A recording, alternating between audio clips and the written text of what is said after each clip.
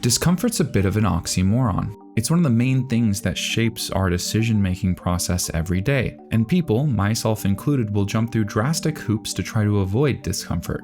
But it's scientifically supported as being a fundamental part of development. One of the best ways to learn a lesson is to observe it directly with some sort of emotional investment. That's why art has the capability of changing our lives. Or said in a less melodramatic way, a good story is capable of extending beyond itself, influencing people's decisions and what comes after. I think that's a major part of what makes Frieren Beyond Journey's End such an impactful story. Not only is it engaging and entertaining, but it also has great lessons for those who look for them, specifically hid behind interesting questions. Welcome to Season 2 of Exploring Frieren. My name is Pei, and today we're talking about how sometimes growing up means being uncomfortable.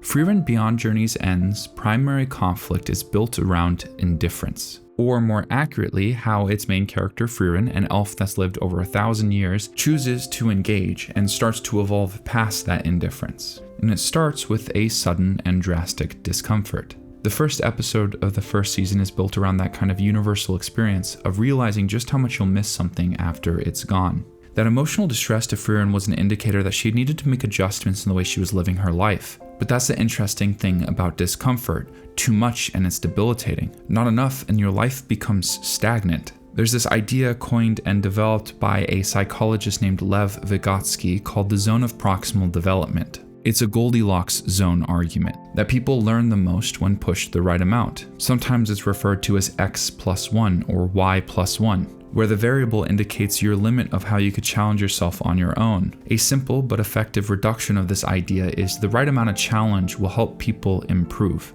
But if we spend so much of our life avoiding discomfort, how do we get there? This is one of the values of storytelling. One of the best ways to actually get people to act is through the use of emotions. It's why it's such a common tool for manipulation. But a beautiful component of stories is how they allow you to tap into deep emotional circumstance from a safer place. Media can just be entertaining, not everything has to be a parable, but the shows, books, and movies that have stuck with me the longest are ones that also feel fundamental in my development. I think that's a major component of what makes Frieren such a beloved show. It's constantly exploring and teaching people about the human condition, but it mostly does it in a less heavy-handed way. While there are overt tell-don't-show moments, like what would Himmel the hero do, often it explores these ideas through experience and questions. By keeping it somewhat open-ended, it feels less preachy. Frieren isn't telling you you're an idiot for living life the way you are, it's just asking you to question it. And the inspiration for this video I think is an excellent example of this. Episode 4 of Frieren's second season. Quick soft spoiler warning. After last week's episode, I had not one, not two, but 3 people message me that they were kicking their feet in excitement for Fern and Stark's date. Little did they know that Stark's ability to fumble knows no bounds. And on one hand, while some people found this disappointing, I found it realistic. Realism doesn't always make for a better story, but the less realistic media is, the more we desire something that feels grounded. And that's one of the parts of Frieren that makes me enjoy it as much as I do. It has a great amount of realism. A tonal theme in this episode that's very pronounced is discomfort. The date is awkward. Stark and Fern, despite having spent as much time around each other as they have, don't really know what to talk about when it doesn't revolve around Frieren or their adventure.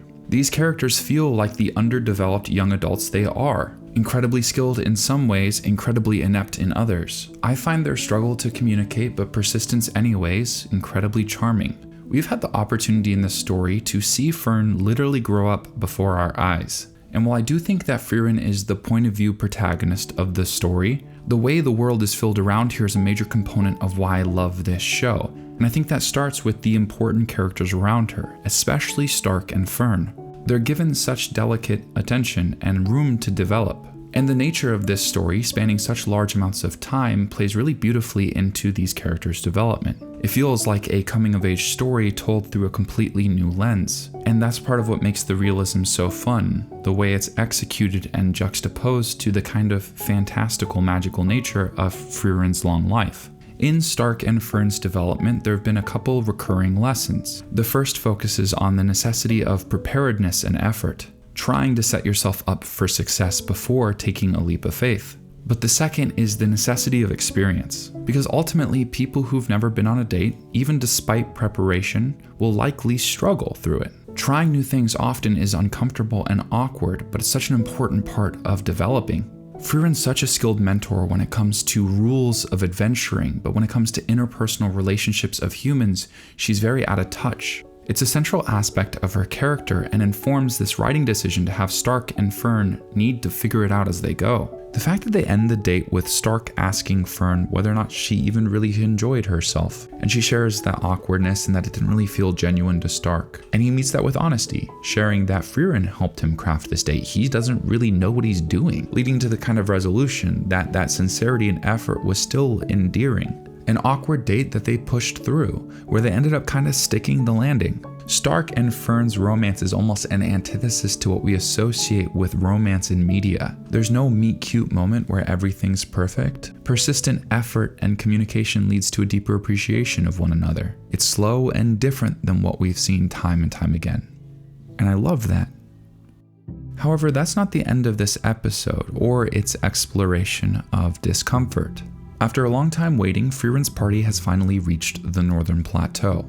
Immediately, they're thrown into danger and a very real challenge, and we see a return of a fundamental part of Stark's character, healthy fear.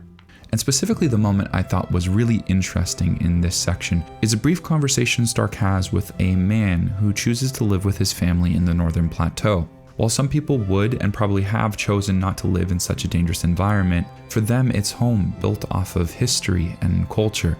It's a location worth fighting for and braving. It's a decision that runs contrary to Stark's instincts, and it also ties back into Himmel and this exploration of heroism.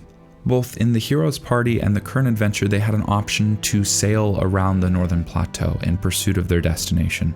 Doing so would mean the conscious choice to avoid danger and discomfort. But in pushing towards a less comfortable situation, they have the opportunity to help.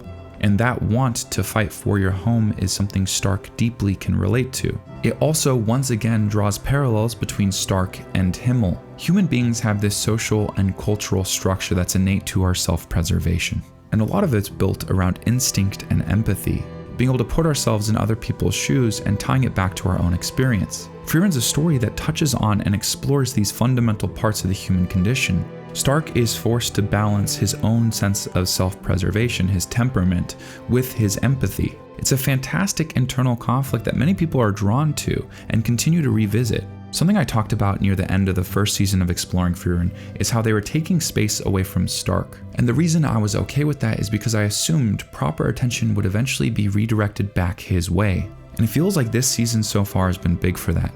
And that also extends beyond him, giving flowers to Hyder and Himmel, introducing a new character in the Hero of the South, and focusing on how this new party of Frieren, Stark, and Fern also need to continue developing. Tying back into that Goldilocks zone of discomfort. Running away from challenges will just leave you unprepared for the future, but that needs to be matched with the awareness that you can only push yourself so far. In the hero's journey, the mentor figure is a fundamental part of the story. But in this case, the story is told through the mentor's perspective. And it's awesome to see how skilled Frieren is when it comes to teaching Stark and Fern about adventuring, and how limited she is when it comes to something as simple as a date. But that didn't stop any of the characters from being uncomfortable. Because despite what many people think, you never really stop growing up. No matter how old you are, you will continue learning more about the world, being shocked to find that many things you thought you fully understood had nuance and layers. So go find the right amount of uncomfortable. Thanks for watching. If you enjoyed this video, go check out the 4 I've already done talking about this season, or I'll see you next week with another video.